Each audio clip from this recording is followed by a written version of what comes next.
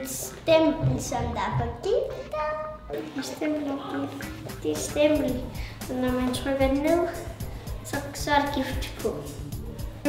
Det er sådan en, hvor man stempler, og man måske godt kan blive syg, hvis man stempler sig selv.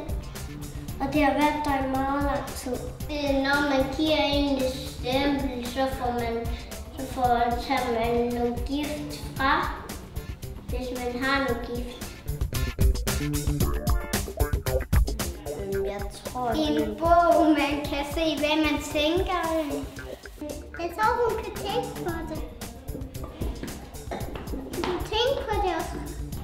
En bog, hvor man tænker, hvad man skal skrive. Hvor man har tingene i, man kan huske, hvad man har gjort. En bog, hvor man læser noget, og så tænker man, hvis man ved, om det er rigtigt. En bog, det kan være ting i. Altså sådan nogle, man kan se på billeder. Ja, eller måske er det bare en bog, hvor man tænker på at sætte billeder i.